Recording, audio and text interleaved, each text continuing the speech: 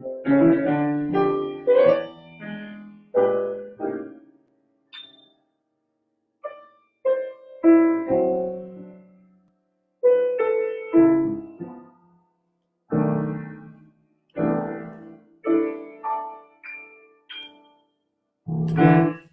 to Journey of an Aesthete podcast book lunch. That was a theme song for that I wrote for this particular series. And I got through that quickly. Today is a special stream for a couple of reasons. This is about two of the major intellectuals of the 20th century, bar none.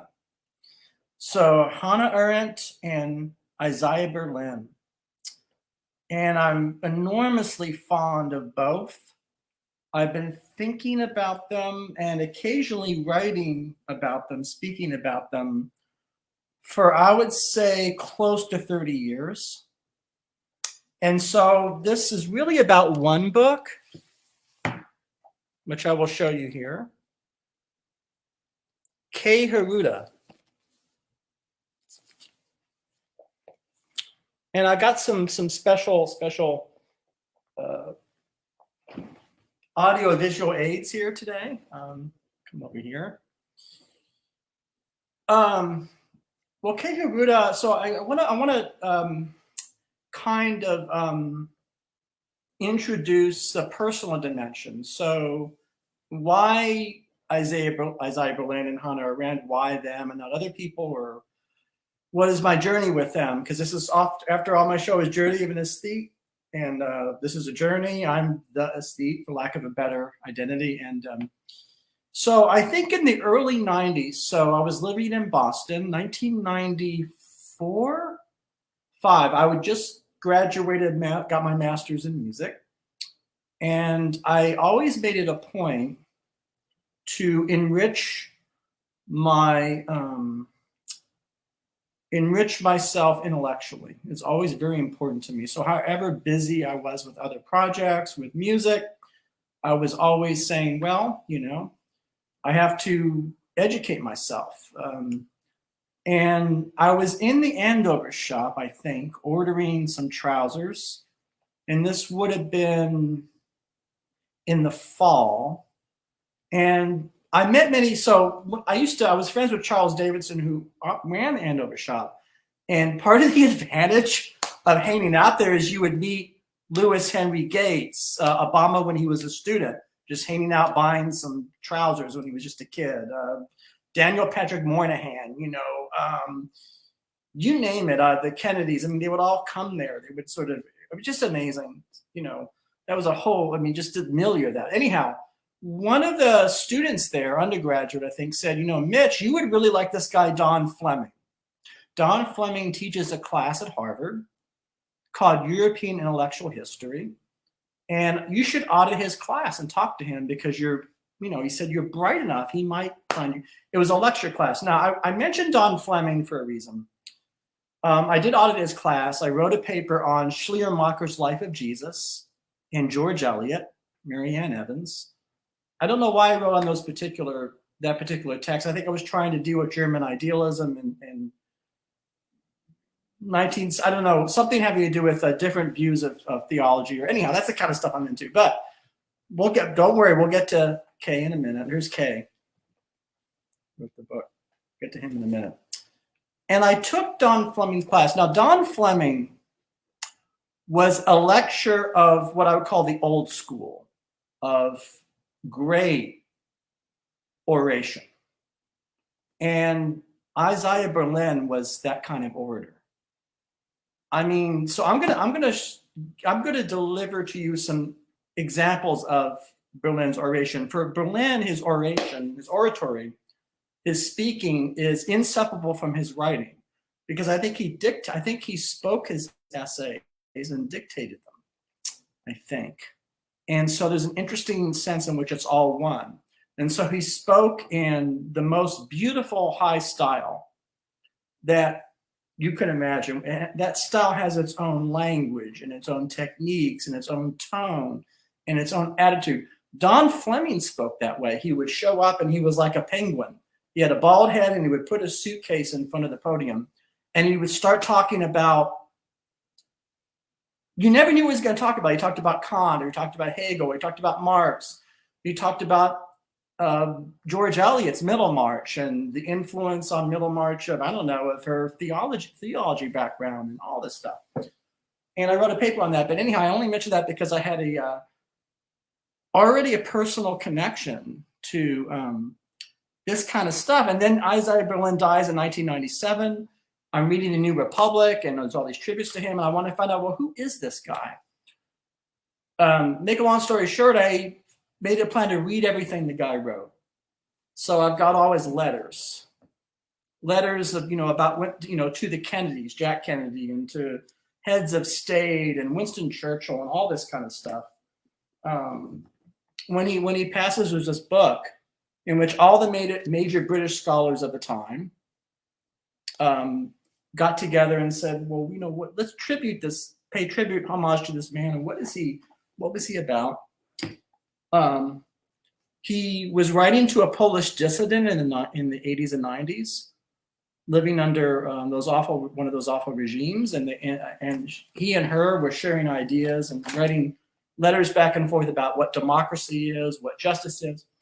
So that's Isaiah Berlin, pluralism, value pluralism. I'm a values pluralist, practically all the way down, and he was a proud liberal. I think there's a letter here. I may have to actually get up and get another book, but because I may not have all my books here, so you'll have to bear with me. So that's Isaiah Berlin. Now, Hannah Arendt, I discovered when I was a child because I came across a book called On Violence. And it was this little paperback from the 70s that had neon on violence. And that's a very attractive, sex and violence attracts all of us. And so just that title, I didn't know anything about her. And I read this long essay about what violence was. And one of her ideas in that book is that power is not a pejorative. Power is actually a positive thing. Again, she defines words in her own way, right? And power and violence are the opposite of each other. True power is nonviolent. And true power is compassion and empathy. She doesn't quite use those words, but she's one of the first people to sort of demonstrate that once you do violence, you've lost it. You're in hell. You've lost all your capacities. And you're just destroying things. It's kind of a part of a critique of nihilism, I think, or nihilism. So violence and power opposites. And she's writing that. She's teaching at Chicago University in the late 60s. And this gets us to one of our first points of great conflict between Berlin and Arendt. Arendt loves the hippies and the student movements erupting then. She's as an older, she's I don't know, she's in her 60s or whatever. She thinks it's great. Berlin, I have his letters here. He hates the hippies and he hates their disrespect of tradition and civilizational ideals and liberalism, that they're anti-liberal. He hates that they flirt with rigid communism or not. But anyhow, so my first introduction to to Hannah Arendt is not the usual one. Usually when you're in school, you read Origins of Totalitarianism, or you read her Eichmann in Jerusalem. I should say that right now it's become official that Arendt is wrong about Eichmann in Jerusalem. NPR told me Eichmann was not banal. That's a whole debate over, so there's the personality of Eichmann, there's the motivation of Eichmann, the Nazi war criminal. We can all agree that he's bad, and Arendt is very clear that, she wanted him to be hung. She was one of the people that said, hang this man, lifelong imprisonment's not enough. But she had developed ideas about what evil is and banality, and there's a lot of misconceptions. So and it's a very sensitive trigger warning. We're going to be talking about Holocaust, Shoah, the Third Reich, Stalinism. We're going to get into that. I think, though, I want to say what's good in Arendt's analysis of Eichmann and Nazism, or what's accurate, and leave aside the controversy over was he acting, was he performing, was he a true believer in anti-Semitism, all these things. I think what Arendt is discussing is when something really evil takes hold of a society and people sort of ignore it or become numb to it. And I think that's the special sense she means by banality. And so she was seeing she comes from Germany. She fled Nazi Germany and she saw her country become, I guess the word is habituated to awfulness, such that the awfulness doesn't even register. And so I think there's something of value in that. And so, again, she's a controversial figure now because of these new revelations in a new documentary about Eichmann. An Israeli filmmaker, it's going to come out, I think, in a few months, you should see it, has revealed that we have these secret tapes where Eichmann is discussing how much he loves Nazism and, in a very non-bureaucratic, very passionate manner, in a chilling manner. And that film is going to come out. And so, I want to say with a thinker like Hannah Arendt or Isaiah Berlin, when they make mistakes or they go wrong, it's still valuable because there's always some kernel of intelligence there because the quality of intellect is so high. You can't say that about a lot of figures. But anyhow, I only got into the later Hannah Arendt like now, like in my 30s and 40s. I started to read the classics. And I'm right now in the middle of reading The Human Condition, which is this beautiful book about what it means to be human. Thus, the tagline of our very podcast, right? Everything connects, everything comes together. It's a beautiful book. I don't want to get into the weeds on that, but here is Kei introducing, before this has become a book, this is like 3 years before this. This is the very beginning. And he's saying, this is what my project is. So I think it's best to hear him express it because I love his attitude, and I think he's a fellow in philosophy at Oxford University in the UK and a URIAS fellow here at the Paris Institute for Advanced Study. The best way to introduce my research is to ask you to think about the well-known maxim, the enemy of my enemy is my friend. We can be friends because you hate him and I hate him too. This simple logic explains a lot of things, but it doesn't illuminate much when it comes to the topic of my research, my book project, the rivalry between Hannah Arendt and Isaiah Berlin. They suddenly shared an enemy, which was 20th century totalitarianism, the twin evils of Nazism and Stalinism.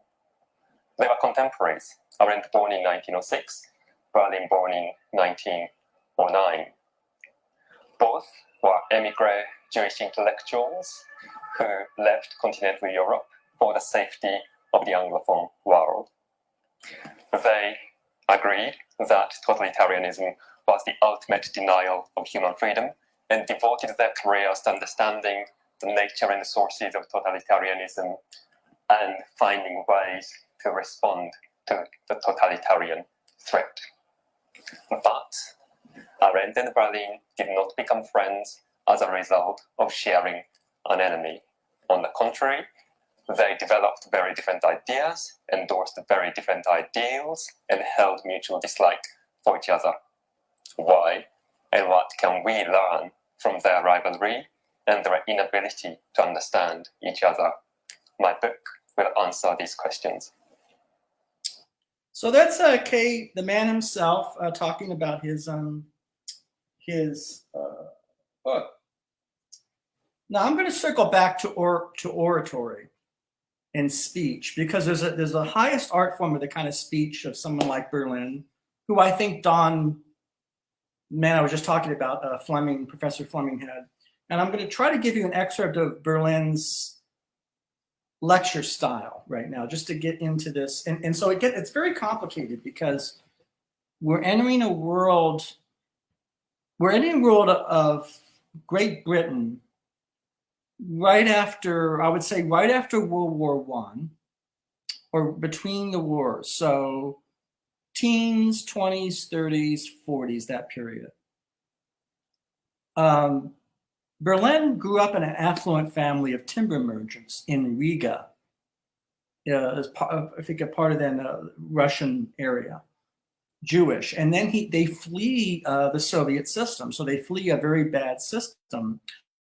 And Berlin writes in his letters and his essays about seeing a man murdered outside of as a boy, he watched a man murdered by political, I guess the Red Guard or something. And he was so horrified by this kind of the way that he was murdered for what? For political you know, basically, I think with their bare hands, they dragged him to his death. And that image stayed with the boy and was one of the motivations for him to really dislike that system. His family flees and they end up in England, of all places. Now, Berlin's really interesting because he's an immigrant in England in the, I think well, that'd have been in the teens, 20s, so very early 20th century. And one of the first things that happens to Berlin as a teenager is he falls in love with English culture. He becomes, and I have letters, he says, I'm an Anglophile. I love John Stuart Mill. I love British thought. I love British philosophy. So Isaiah Berlin is a Jew. He's a Zionist already. An interesting point of connection between Berlin and Hannah Arendt is that they're both early Zionists and advocates for Zionism as it was at that time, before the formation of the State of Israel, when it was a desire for a homeland to solve the problem of the Jewish diaspora, right? So he has that identity of growing up in an Orthodox Jewish family, but adopting a very secular, very academic culture of British thought. And so I'm going to show you an example of Berlin. You could see it's amazing. It's almost like the dude was born in England and not Riga, to hear him talk. I mean, he really took on this Englishness. I'm trying to find here. Just bear with me. Hey, I had to find all these cues and I had to, you know.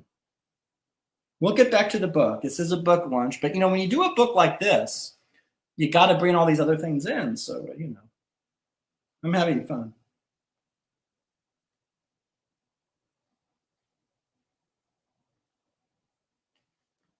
This is The main sense of reality are those who understand that to try and circumscribe these things, to try and nail them down, to try and describe them, no matter how scrupulously, is a vain task. And this will be true not only of science, which of course does this by means of the most rigorous generalizations to the romantics, the most external and empty kind, but even those scrupulous writers, those scrupulous describers of experience, realists, naturalists, those who belong to the school of the flow of consciousness, mystics. Proust, Tolstoy, the most gifted diviners of every movement of the human spirit, even those, to the extent to which they commit themselves to some kind of objective description, whether by external inspection or the most subtle introspection, the most subtle insight into the inner movements of the spirit, so long as they labor under the illusion that it is possible once and for all to write down, to describe, to give any fidelity to the kind of process which they are trying to catch, which they are trying to nail down, so long as this goes on, unreality will result, fantasy will result. Some attempt always to cage the uncageable, so to speak. Some attempt always to pursue some kind of truth where there is no truth, to try and stop the unceasing flow, to catch movement by means of rest, to catch time by means of space, to catch light by means of darkness. That's his lecture on Romanticism. Now, that's a long lecture, and it went through different iterations, you know.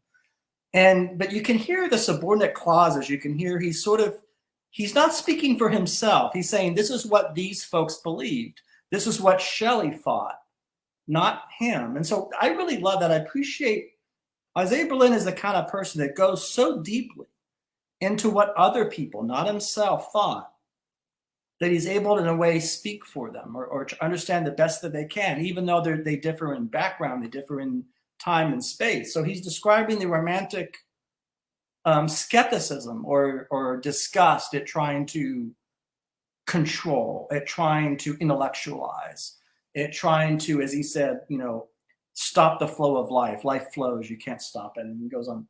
So it's interesting. I've heard this lecture through different versions. This is the 1965 version, I think, at Mellon University. So Berlin was a celebrity. Berlin was a member of the British establishment. He was knighted sir, after all. He was talked to Winston Churchill. He wrote a long essay on the greatness of Churchill, for example. You know, and he's a lifelong liberal. He says, "I'll die a liberal. I am a liberal."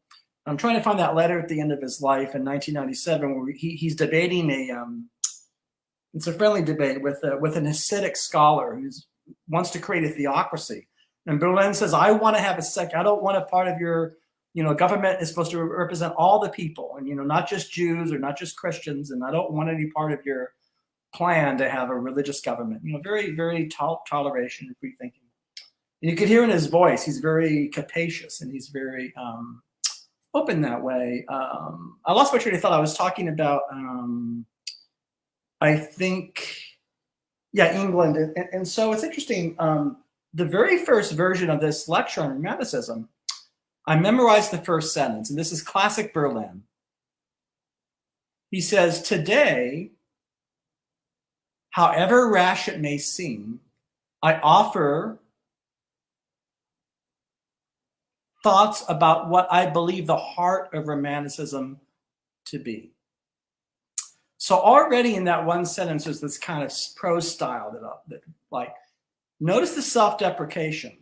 He always puts in the humility and depth. And he says, I'm going to attempt to paint you the picture, however rash it may seem.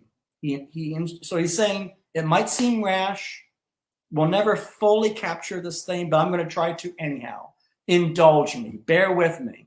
And so what I'm saying is that there's an attitude, these virtues of self-deprecation, of civility, of consideration, these sort of high style qualities that are all throughout his speaking. There's a Michael Akhmatov interviewed him in the 90s at the end of his life. This is like 2 years before the guy dies, right? And he's talking about why he doesn't like politics. He wrote about politics. He was a political philosopher. He wrote a book, but he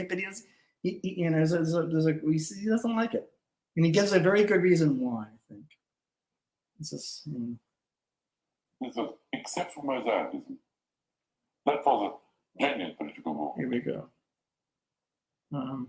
Such as political literature. Here we go. This is really important for Spain and things. I'm not very political. That's the far their views. What do you mean you're not very political? Well, because I was never interested in politics. never interested being professor of it. Politics were not the center of my thought. The center of my thought was literature, the arts, and people. Why do you think this pattern of avoiding political commitment emerges in you? What is it about you? I don't even avoid it. I simply didn't have it. I just wasn't terribly interested, because I wasn't interested in day-to-day events. I was more interested in what might be called some of the very conceited thing to say, in the more permanent aspects of the human world. Such as art or literature, not the daily papers, might be called some of the very conceited thing to say, in the more permanent aspects of the human world. Such as art or literature. So he says he's more interested in the permanent aspects of the human world, such as art and literature. You can see why in a way he's a patron saint of our podcast. Now, I should get deep into this, because he chooses his words carefully. He's anti-metaphysical, that is secular. And that he gets that, I think, that bias from the culture of England in the 30s. So that's Ayr, Austin. There was very sort of Oxford philosophy at that time had pretensions of being sort of scientific and no nonsense. So he doesn't use the word eternal, which would be more invisible. He uses the word permanent, because he doesn't want to commit himself to any particular, theological or spiritual. But he is interested in what lasts forever. And he says politics is too daily. Contrast him with Hannah Arendt. Hannah Arendt is already trying to help Jews escape. She's trying to raise money to support Zionist youth groups in the 30s. She's hanging out with Walter Benjamin, one of the big Marxist scholars. She has an affair with her teacher, Martin Heidegger. And so we come to the first point of difference between these two individuals, these two worlds. And that's really the difference between Anglo-American philosophy, as it came to be known, and sort of French, German continental philosophy. And it's interesting. These are, I'm in both worlds somewhat, and you have to really change your language when you talk to both worlds, because they still, not only do they not understand each other, they don't.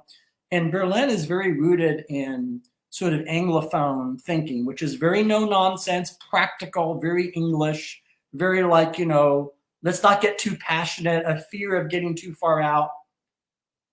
Hannah Arendt wants to get far out. She writes books on what it is to be human and goes on and on. It's an entirely, totally different sensibilities. And you go to these two authors for what they offer. Berlin is telling you, well, this is what they thought in Greece at this time, or this is what the Russians think. I'm not going to say whether they're right or wrong. I'm going to, you know, inform you about what they felt or they thought. And Hannah Arendt is writing what is violence, what is power. I mean, one of the most interesting things in Hannah Arendt is her idea of what thinking is. So for Arendt, that's why I brought this here, this Think Coffee. For Hannah Arendt defines thinking not as stuff going on in your head. That's not thinking at all. So it's not just cogitation. It's really specific. So to be really thinking, which is why she accused Adolf Eichmann of not being a thinker or not thinking. You have to have, for her, it includes empathy. It must include empathy to think. And it must include it's kind of like a communion with oneself. It could be a communion with God or a creator. It could, it includes that. But it's not just yourself. You have to have a relation to another or to yourself. And I think, you know, if you were raised a certain way, if you had a grandmother or a mother, you know, for many years they would say, stop and think. Why are you doing that wrong thing? So the commandment to stop and think twice, to check yourself and be ethical. Hannah Arendt thinks that's the essence of thinking, actually. So thinking is not just any old thing coming into your head. It's for her a very specific, very ethical, very elevated process that she feels anybody can do, actually. Any one of us can think in that way. And we're thinking right now in this very podcast, that's what we're doing now. So that kind of like, you know, a mother telling her child, don't touch that hot stove. Stop and think. That's really valuable. It may seem kind of homely, and it may seem kind of common, and it may seem kind of simple, but I think Arendt, the claim she makes about Nazi Germany is that an entire country could actually literally stop thinking and sign on to anything. That's kind of what she's worried about. And Isaiah Berlin never wrote deeply about such questions. It didn't interest him. You know, he was interested in Don Giovanni, that last act of Don Giovanni or something. I don't know. But anyhow, let's get to the book. What I love about Kei Hiruta's book, and I'm gonna is he has a really he has the ability, and I try to do this in my work. He has the ability of summarizing or encapsulating the chief virtues of a person, and he does this with both these thinkers. So he says here, this study has been a testimony to William James's remark, the history of philosophy is to a great extent that of a certain clash of human temperaments, quote unquote. So these two folks have different human temperaments. You know? Hannah Arendt and Isaiah Berlin indeed had very different temperaments. She was brave, charismatic, upright, assertive, impulsive, tactless, argumentative. He was skeptical, ironical, humorous, charming. And he wears a tie and vest, you know, charming. Good-mannered, talked about that, and thin-skinned. She remained something of an outsider in her adopted home country. He became an indisputable member of the British elite. She liked to think of herself as a conscious pariah, an independent voice challenging the conformism of professional thinkers. He liked to think of himself as a pluralist fox, emphasizing the importance of moderation and compromise in a world filled with fanatics and utopians. It's really, and that's from the conclusion. So he goes into great detail about chapters like inhumanity, freedom.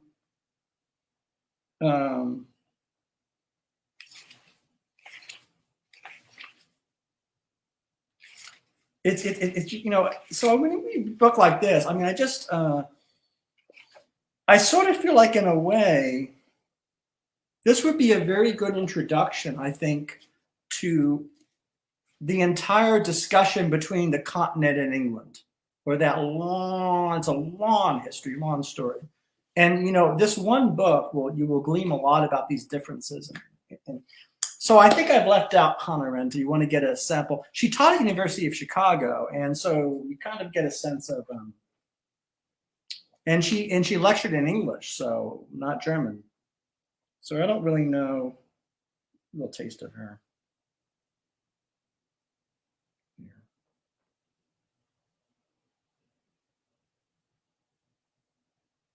This is fun. This is from the last interview, and so this was déjà une sorte de tyrannie, et le tyran pourrait très bien être une majorité. Well, that's but very well be a majority. Hence, the whole government. Par conséquent, this is I'm sorry. This is est organisé de telle façon que même après la victoire de la majorité. This is they did an overdubbing in French because for French television. So I'm trying to find something where you can hear her. Here we go. This is her discussing. Indeed, violence, contrary to what its prophets try to tell us, is much rather the weapon of reformers than of revolution. France would not have received the most radical reform bill since Napoleon to change the education system without the riots of the French students. And no one would have dreamt of yielding to reforms of Columbia University without the riots during the spring term. Still, the danger of the practice, even if it moves consciously within a non-extremist framework of short-term goals, will always be that the means might overwhelm the end. If goals are not achieved rapidly, its only result will be that the whole climate of the country has become more violent and that the eventual defeat will bring about conditions considerably worse than those existing before. Finally, the greater the bureaucratization of public life, the greater will be the attraction of power. In a fully developed bureaucracy, there's nobody left with whom one could argue, to whom one could. So that's an interesting point. She's saying that the more bureaucratic society becomes, the more the masses want to turn to violence because they're alienated. There's nobody, if you have a grievance, there's nobody to address the grievance. So you'll turn to guns or you know, we're living now through the thing she's talking about. So it's kind of, you know, I mean, look, I mean, this stuff. I mean, one thing you could say a lot about these two figures, but they're not irrelevant, and they're not. Neither one of them is not speaking to our present. So you know, but that's an example of her style, which is very severe, very serious. So I'm thinking, I read this book. Why would they like each other? They're totally different, even though they're the same field, even though they agree on basic principles. It's like temperaments, like oil and water. Now I'm much more close spiritually to Berlin. I gotta own up to that. You know, look, I mean, that's, you know, I'm much more like Berlin than Hannah Arendt. I think that younger people, millennials, they're really into Hannah Arendt. I think they appreciate her moral seriousness and her earnestness. And I think the fact that she's not afraid of radicalism, the fact that in the late 60s, she's yes to the student revolutionaries. I have letters here where Isaiah Berlin is saying these awful students, you know, ruining culture. It's you know the way it goes, right? So I really recommend this book. I mean, Kei Hiruta. I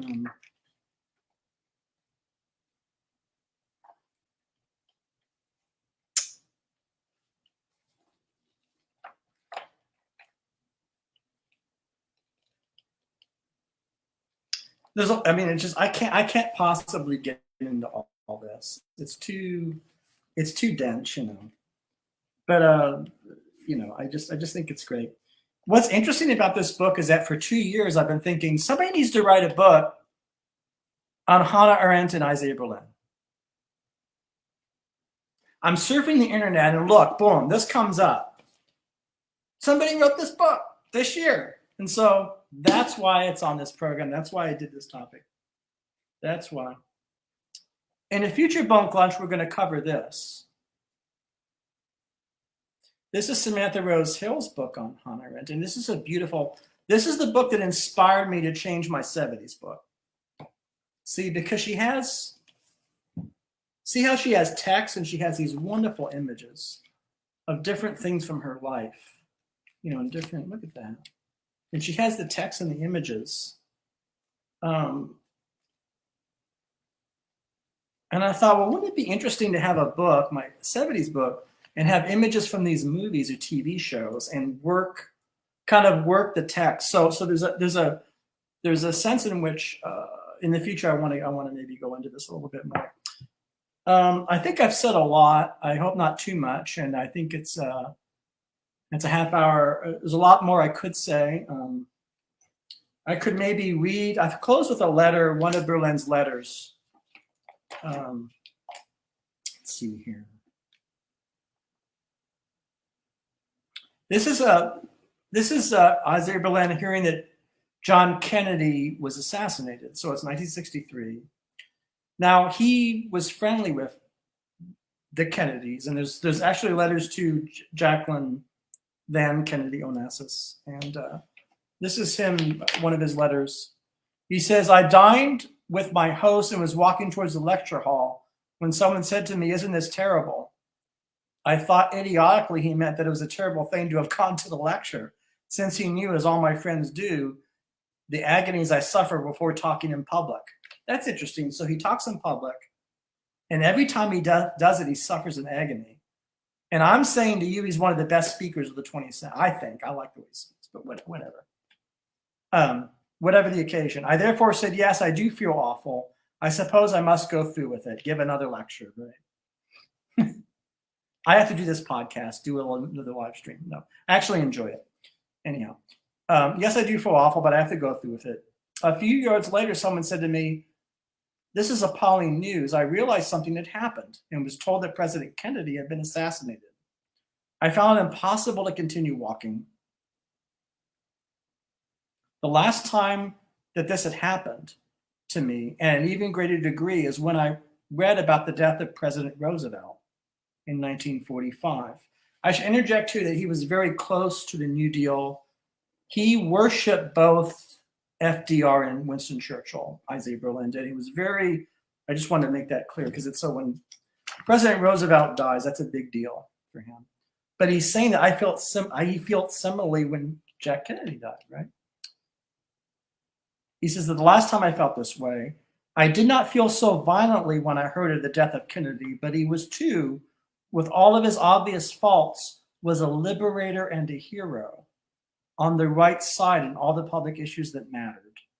I begged to be allowed an interval of a quarter of an hour or so before beginning my lecture.